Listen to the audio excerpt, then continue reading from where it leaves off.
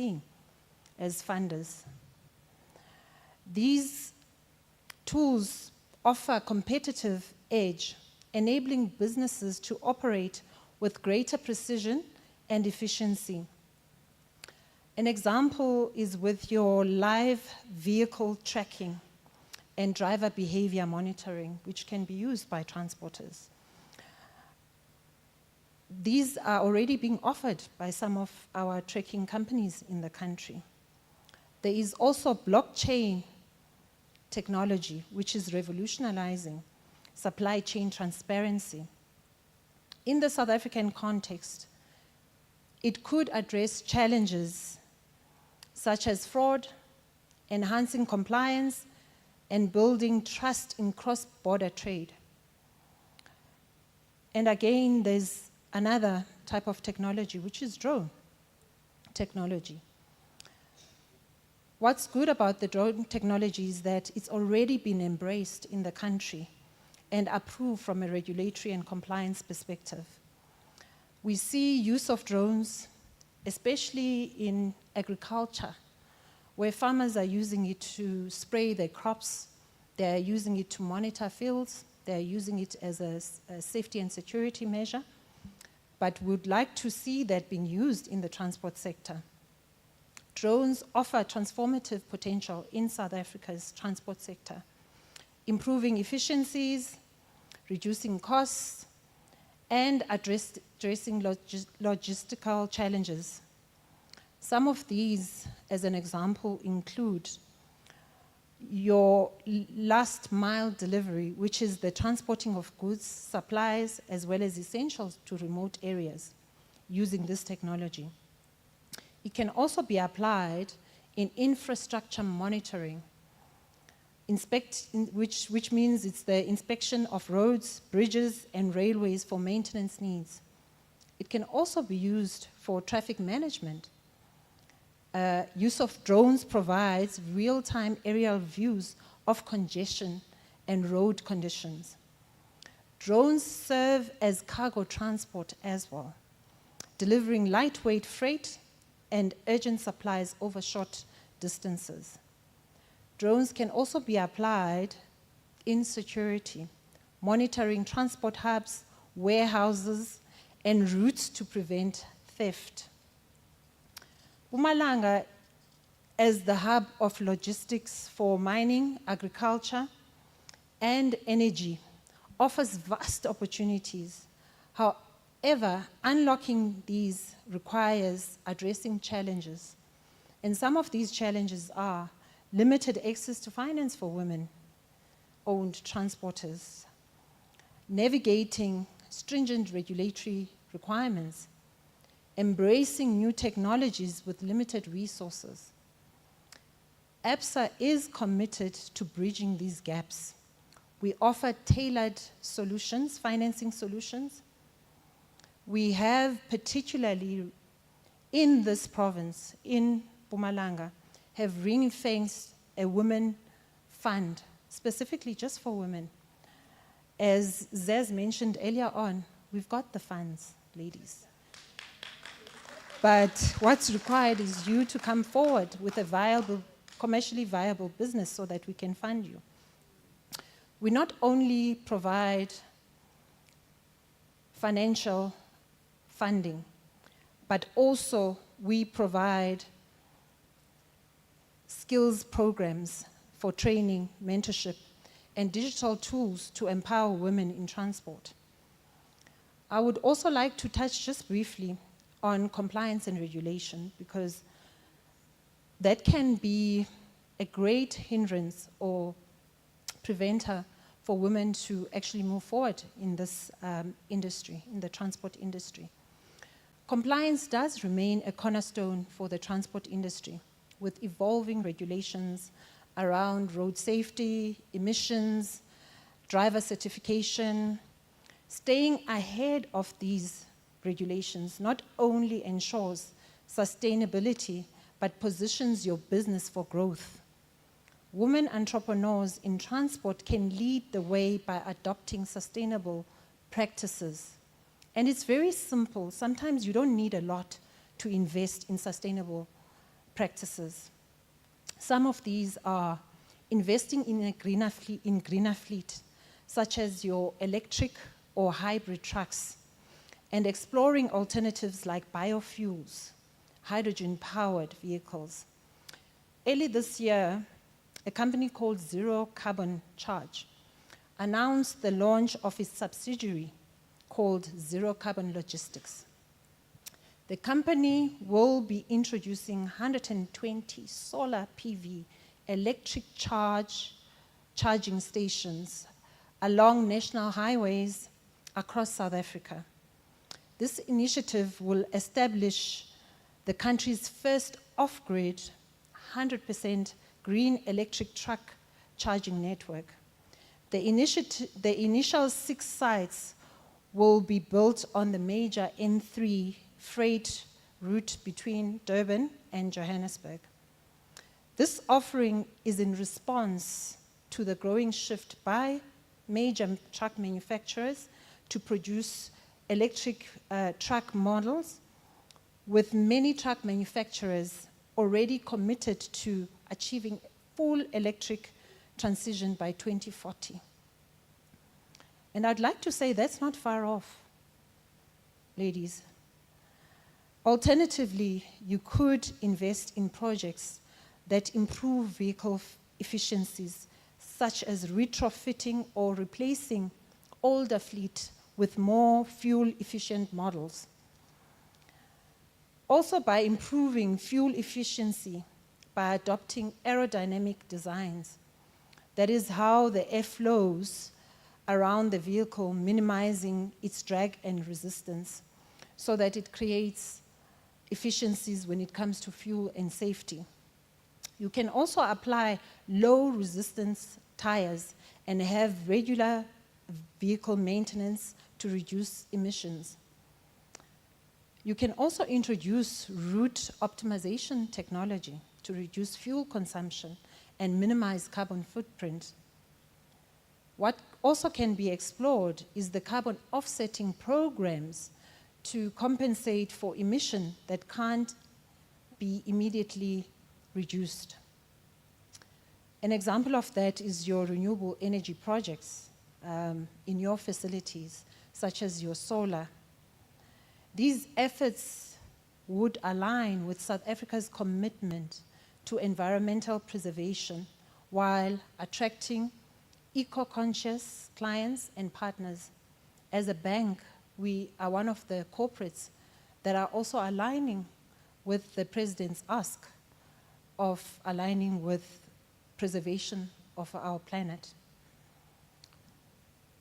Ladies, you are not just participants in the industry. You are the architects of the industry. And let us think boldly about the future. Let us imagine Mpumalanga as the hub for green logistics. Let us envision women-led transport companies using advanced AI-driven systems to streamline operations and reduce costs. Picture a network of women-owned businesses collaborating to tackle challenges, creating shared prosperity. There was a lot of talk around that this morning. As a bank, we are not just observers as well on the sidelines. We are partners in your journey. You can be assured of that. From funding of electric fleets or other technologies that to offering training on digital tools and compliance, we are here to ensure that your ambitions are matched with the resources needed to achieve them.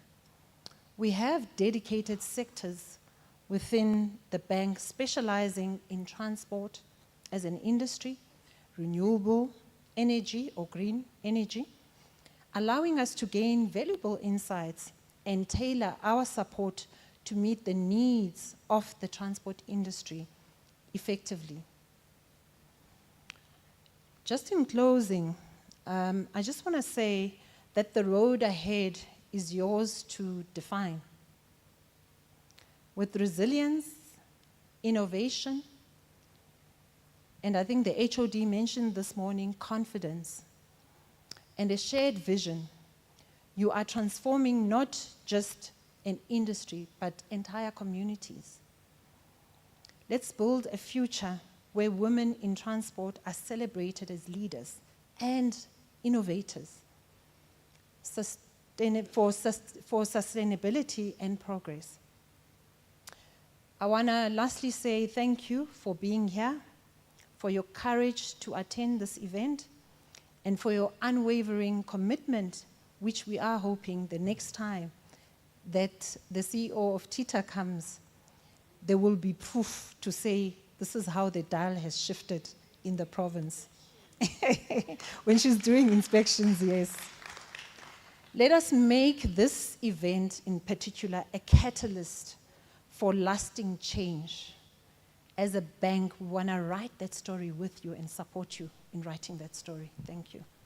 Thank you so much, Sisingisa. As Absa would often say, your story matters. You know, in short, what Sisingisa just said when she's standing here, Uti, hoping all of you can be able to hear me. Uti, ngiyaninxusa, ngiyanincenga. Let us change the narrative. Imali ikona. We want to support you in your businesses in the transport sector. That's it. That's all she said. And now you tell me, in which world would somebody come to you and say, there's money in my pocket, I want to help you change your narrative? In which world does somebody say, Lalela, my money is very long and very wide. All I want is for you to be open-minded that your business should not just be business as usual. Be prepared to take it a notch up. Be agile enough to want to see it grow. We want to grow your business with you. Why? Because your story matters to us. Because what they're simply saying is that they want to come back to you next year, this time, and your business should not be the same as it is today. I don't know how else to explain her speech than that. All she's saying is that it's nice that we're drinking coffee and then we're dancing and then we have this bottled water because the Kayatina, I'm from Velcom, you see. At Velcom, when you get water from the tap, you must leave it for 30 minutes to simmer because there's stuff in the water. So when you see bottled water, we get excited. What she's simply saying is that drink the bottled water, but after you drink the bottled water, let's do business together. And for them to be able to do business with you easier, please, again, I mention, get the ESD forms so that you can be part of their ESD program. Oh, the banks are not supporting. Now, I'm a bank, we brought them to you in your doorstep so that they can support you. If you want to grow your business, this is the way to do it. Another round of applause for Absa, please. And I have they often say dynamites come in small packages, right? I have an amazing, beautiful, gorgeous, young lady who's also my boss. You know how nice it is to look at somebody that you love and see them leading a team of amazing people. Lalela, I know you've attended events before, but I can tell you now for free, nobody does events better than us in South Africa as a whole. I don't care where you go, we do it better. We make you feel good, hi man. Yeah, but even our speakers, when we invite them over and over again. They keep coming back because they know good Amanyama events, they don't do you like PowerWorks does. So her name is Dumisile Leroux. She's gonna introduce her own panel. But Lalelani, mina ngithe ngisamzivuke ebusuku Esalo, ama English bundles, they don't depreciate. It's English bundles, wire. I mean, whether it's 2 o'clock in the morning, she would send. Who wakes up and sends an English text at 2 o'clock in the morning? Ekhuluma ngama-periphery. Yabona mos, all those type of things. But she is none other than the beautiful, the gorgeous general manager and the head of Empower Youth, Dumisile Leroux.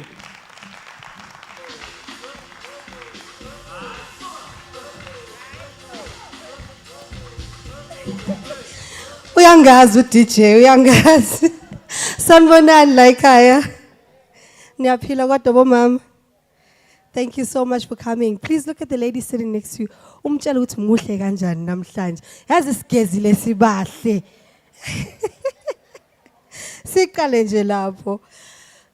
All right, thank you so much, Program Director. I think my job here is going to be very nice. I'm not the expert, but I'm going to be having a conversation with the people that are the experts. And the theme that we're talking about is driving change, the role of women in shaping the future of the transport industry. So today is really all about celebrating trailblazers, innovators, and leaders that are redefining the traditionally known male-dominated sector. This is just going to be a conversation about inclusiveness and transforming the sector and making sure that women are allowed the opportunity to take up space and again contribute to the economy of transport.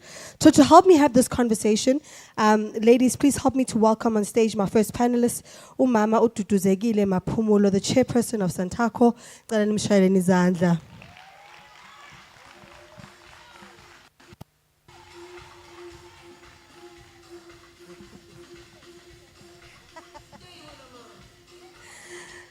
Siyabonga. Please help me welcome again on stage Catherine Larkin. She is the council member as well as the ex-officio for the Chartered Institute of Logistics and Transport in South Africa. Please welcome Ms. Catherine.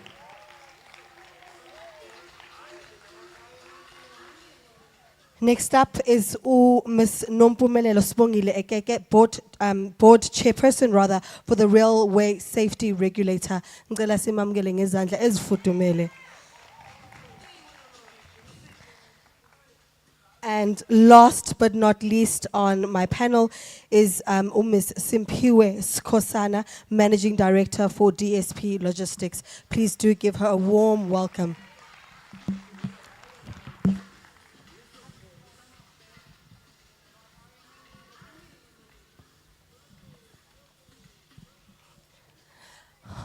All right, so I'm basically going to ask Abosis Betu to please introduce themselves. You'll tell us who you are, where you're representing, or which organization you represent rather, as well as what brings you to this platform. So what work are you doing as an organization that speaks to the impact of women and obviously driving the change that brings us all here today? So let me start with you, my chairperson. Good morning. Let me just say protocol observed. My name is Duduma Pumulo. I'm the national chairperson for women, for Santako Women.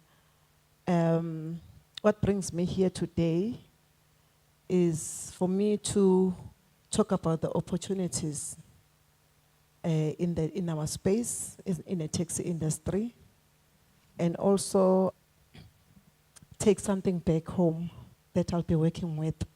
Because my main responsibility as the national chairperson is to take the responsibility to ensure that women are safe, women are empowered. So I've got a lot on my plate, so thank you. Thank you so much. We look forward to hearing more about some of those opportunities. Ms. Catherine, if you can just take us through your background. Good morning, everyone. My name is Catherine Larkin, and today I'm representing the Chartered Institute of Logistics and Transport. The Institute is part of a global body, and its focus really is quite simple: working with the people in the transport industry and giving them the tools that they really need to grow and thrive in this very challenging industry. Whether it's through networking, knowledge sharing, qualifications, we work with our members to give them that support. Within the Institute, we are very lucky to have an interest group called Will It, and it stands for Women in Logistics and Transport. So we have a dedicated forum within the Institute that only looks at women and supporting them. And thank you to the Transport CETA. We have received funding in the past dedicated to funding women to gain qualifications and recognition in this sector. We have also hosted a number of events focused on women. And over and above that, we see many opportunities, as mentioned before, for more opportunities. As I said, the opportunities are out there, but we are stronger together. We can't always access those opportunities alone. So what I'm looking forward to today is really connecting with people here to see how collectively we can access those opportunities. Sure. Thank you so much, Catherine. Lovely to know that you're one of the beneficiaries for TETA, so that's an amazing point that you've put through. Sis Ekeke.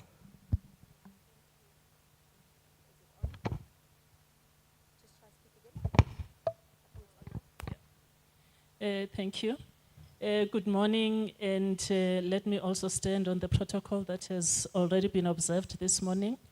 My name is Mpumalanga. I am the board chairperson for the Railway Safety Regulator. I heard APSA talking about compliance and regulation, and this is where we come in. No one operates the rails without us. So we issue out permits, we make sure that the operations are safe, but also recently, we have taken a very conscious decision to make sure that we engage with women entities. For instance, there's an entity that has just been started, Women in Rail, and as RSR, we participate very effectively in that entity because the goal is one, to change the narrative. Thank you. Thank you so much. And last but not least, Ms. Kosana. Sanbonani, igama lami mina uSimphiwe Lotshani, I'm actually a Mpumalanga resident. Mina igama lami uSimphiwe wakwaSikhosana. I run my own small SMME logistics company specializing in heavy duty vehicles, and we transport various commodities within South Africa and the SADC region. Thank you. I think we've got a nice blended panel that really represents different, proximities within the transport sector. And the first thing that I really want us to talk about is the skills and quality requirement. I think we're women, we're in the transport sector, or we're aspiring to enter the transport sector. Now, towards driving this change and making sure that there's a space for women, what are the specific skills and qualities that I should possess as a woman to be successful in this industry? Mama Pumulo. Everything starts with me here. It makes me more nervous. But again, no. We all understand the role of just for being a woman. Women have a lot of skills that we cannot share with any other gender. It's just for us as women. So women are skillful at managing multiple responsibility simultaneously, which is crucial for overseeing operations and transport of busy taxi environment. Also, women often emphasizes clear communications and transparency in their dealings, improving trust and efficiency in the business. Women tend to be strong in negotiation, empathy, and building relationships, which are critical for resolving conflicts and maintaining good customer relations. Yeah, we are the best. Thank you so much. So I'm gathering that soft skills and our genuine, gift of being a woman helps us to succeed within this industry. Catherine, let's get your insight on the skills and the qualities that are required to be successful within this transport industry as a woman. Yes. So just to add on to what Dudu has said, another great quality women have is paying attention to detail, to the little things. And sometimes some people can find it annoying, but it's actually critical when it comes to things in the transport industry, like safety, compliance, and operational efficiency. It's those little details that can often be overlooked, but that we pick up. We're also very good at problem solving. And in today's disruptive, constantly changing industry, you really need agile minds to tackle problems on an ongoing basis. And women are really, really good at this. We are also very good planners, probably because of the multiple roles we have to play at the same time. Mother, partner, worker, etc., etc. And these are all qualities that we often don't realize that we have, and we underestimate the value that we can bring to companies through these skills. And then on the softer side, we're very empathetic, we're great listeners, and we have that ability to really empathize with people and build long-term relationships with colleagues. And once again, these are such important qualities. Never underestimate or undervalue those talents and strengths that you have as women. Sure, thank you so much.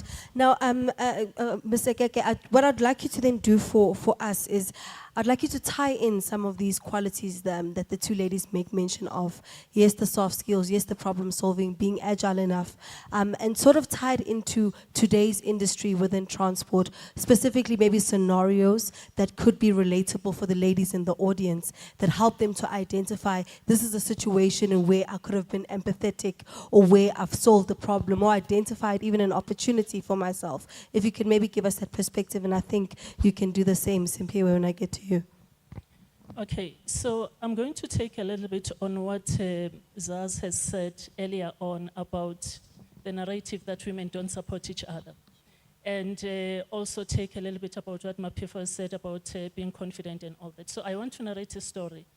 In one of our regions, we were doing a similar exercise, and we were going through the regions and making sure that women are ahead. You know, we hear what they're saying, you know, we know, because rail is a very technical industry. So we already know that their expertise in terms of their engineering skills and whatever, but we were looking at other skills. So one lady in one of our regions said she just had a baby, and she had to come to work. And for some reason, she forgot to pump milk, and I'm sure you will all relate. And in the middle of submission of a very critical report, she had a crisis she had to deal with, and only her could understand that crisis. So the next thing that she had to do was to look for empathy among fellow women that she works with. And she went to the storeroom, and she started trying to address the situation that she had. And as she was sitting there, she said she kept on getting messages and phone calls, where are you, where are you, where are you? And she took a picture of herself trying to, you know, reduce the milk, solve the problem. And she sent to one female colleague. And the female colleague immediately took over some of the duties that she had to do. The female colleague understood exactly the crisis that she was in at that time, because it's only another woman that could understood what she was going through. And the female colleague actually went to her laptop, took the report, started working on the report, you know, engaged with whoever that she had to engage, and made sure that that report was sent immediately. So those are the skills that you are looking for in women, supporting each other. Because we're already experts in everything that we do. You know, I mean, we are hired because you are a chartered accountant, because you know a lot about taxes, you know a lot about logistics and all that. So we cannot question that. But we need to bring in those smaller and what we call softer skills. They are actually not softer skills. You know, I always say to people, we call them soft skills, but I don't call them soft skills, because they are what make people who they are in the work environment. Mental health issues rely a lot on what we call soft skills. So as women, we need to bring that empathy. We need to bring what she's saying, you know, understanding, all those little things. We need to bring them. But more than anything, we need to bring skills that make us to support each other. Sure. Because I am not your competition, because I cannot have the skills that you have. Yeah. And you are not my competition, but both of us together, if you combine our skills, then that's where we move forward. I normally say we are in an environment or a sector that moves people in thousands. And thus, I don't see a train in these pictures. So I'm sure next time you invite me, I will see a train. I've been sitting there, Mapifa, and I've been just grumbling on myself. I don't see a train, I see an aeroplane, I see a truck and whatever, and a taxi. I hope next time I come, I see a train. Yes, definitely. Yes, so we are in an industry that moves people, and we move people in their numbers, big numbers. But what is important is, as the industry is moving people, we are supposed to be moving to a more inclusive future in the transport industry. Thank you so much. Wow, what a mouthful. Yes, you can. Please give a round of applause. So yes, ladies, supporting each other and becoming an extension of one another within the industry is important for driving the change and success. Simpiwe, let's get your insight. I think one of the great initiatives I've seen of what women bring to the industry that I particularly operate in is women bring humanity to an industry that for the longest time has been perceived as brutal, unkept, dirty, oil overalls, you know. I mean, one of the greatest initiatives I know of currently is one called Safer Stops. Safer Stops is chaired by a woman, Nikki Scott, who is the founder of CTA, which is a training academy for women. So Safer Stops is committed in fostering the transformation of truck stops and driver lifestyles and well-being.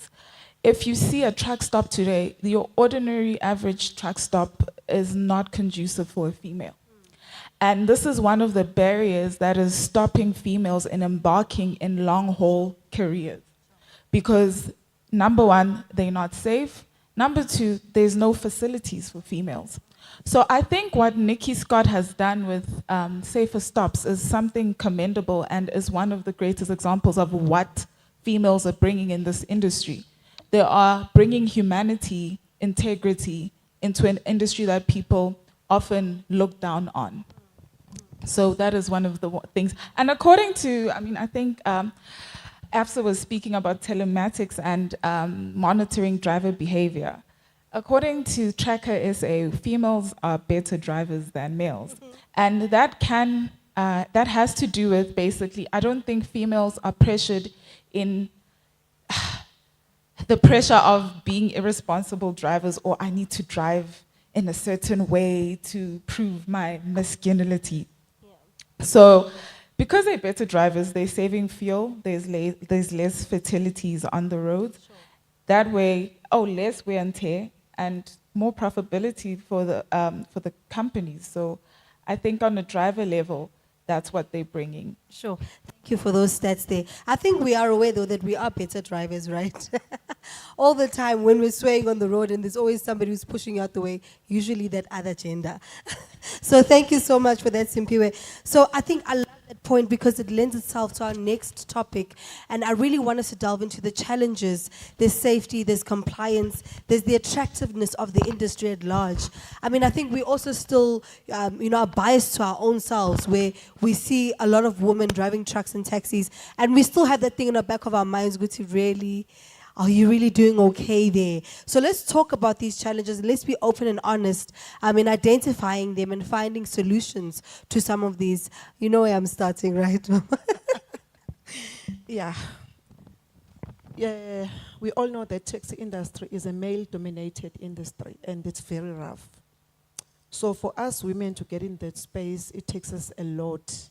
So there are a lot of challenges that I can bring on the table. I won't be able to share a lot, but one of the key things is the violence against women in the taxi industry. Taxi industry alone, it has its own violence. Yeah. Now it's get worse to where it actually experienced by women as well. And then the other thing is it's us women, because sometimes we also invite things to some other challenges to ourselves, the jealousy.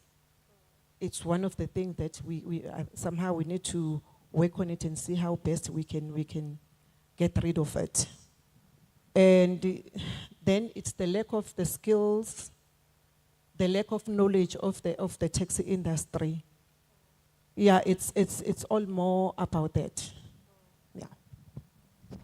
Sure. So we got that, colleagues. We've got lack of skills and knowledge around the actual industry itself. So what are you doing to make sure that you're empowering yourself with the knowledge that you need to unlock success for yourself? Jealousy, are we supporting each other or are we working against each other?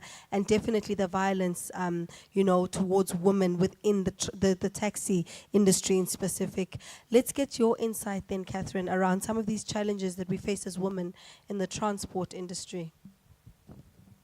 The one major challenge that I'd like to highlight is really the work-life balance for women in this industry, trying to balance your family, your learning, your relationships, your work, etc. And what's interesting, going back to what Simpiwe was saying, is that surveys have actually proven that a diverse workforce is a more profitable workforce. So when we ask industry or suggest certain solutions, it's actually benefiting them long term. So for work-life balance, there are many things that companies can do to address these challenges that don't necessarily cost them more money. For example, reduced working hours, remote working opportunities, even job sharing. Those are little things, initiatives that companies can introduce that will have a big impact on women, and which in turn will help them to attract more talented individuals into the workplace. Another thing I'd like to highlight is access to education and training opportunities. That's a big limiting factor for women, not having equal access to learning and development. And there again, that is something that companies and organizations can change without it having major cost implications for them, but these in the long term will benefit them as a business and make them more profitable. Sure, thank you so much. I think we do find a common thread there when it comes to the learning area, to say, are we doing enough to empower ourselves with the knowledge? But surely, yes, the work-life balance is another challenge probably for us as women. Sis Mpumalanga, what I'd like you to do for me quickly is tell us about the compliance element when it comes to the railway authority or regulator. What are some of the challenges or the biggest hurdles that women are facing with accessing, success within the railway transport segment? Thank you. So as a railway safety regulator, we are custodians of safety, be it infrastructural safety or safety of commuters and employees. And I normally try and categorize the challenges in 3 aspects. The first aspect is the infrastructure challenges. And I'm going to give you an example of a female train driver. We have female train drivers. And if you are not aware, our trains don't have ablution facilities. So as a female, in a particular month, there's certain things that happens to your body and all that. And from time to time, you need ablution facilities. Remember, you've got a task. I'm supposed to take this train from point A to point B. I have a personal situation that I'm dealing with. So safety and comfort is an issue. So it's not only safety for people, but is how designs are made. And I heard Absa talking about technology and all that. So we need to steer the thinking around technology in such a way that it is inclusive of all genders. Remember, when these entities, especially the transport sector, when these entities were established, a certain person who may not probably be our gender thought about these things, and they sat in boardrooms and they decided on how some of these things should be. So the first challenge is the infrastructure, safety to infrastructure. The second challenge, I normally say, is the boardroom challenges, and I think Mapiva touched a little bit on it. Boardroom challenges where the people that represent women in boardrooms don't necessarily have the full understanding of the challenges that women are experiencing on their day-to-day lives in trying to execute certain duties. For instance, in technology, I've had young women coming and say, we are supposed to go, and you're talking about compliance. So anyone that brings new technology into the rail space is supposed to come through us. So you need to bring your technology and say, this is my new technology. I want to introduce it in my trains, in my operations and all that. Can you give me a go-ahead for it? So young women, they have a challenge in boardrooms where each time they have to go and do assessment of these technologies in boardrooms, they get questioned. A young woman like you, who are you? Firstly, they would ask them if they have qualifications. By the way, you said you've got engineering in what? Because that is the starting point of trying to demean your inputs in whatever that we are supposed to do, or trying to lessen the work that we are supposed to do. So those, I call them boardroom challenges. Then from our side, rail, and I think from taxis as well, because I've worked a lot with the taxis. Safety of commuters, female commuters. I think it's about time we start taking initiatives of how to incorporate safety for commuters, either in the taxis, either at the stops that you are talking about, the truck stops, or in the trains, to make sure that those entities, they are sensitive to the safety of women. So those are some of the challenges that are there that I can, think of. But mostly, it's getting involved in the designs so that those designs that are being made are inclusive of or sensitive of women that are going to use them.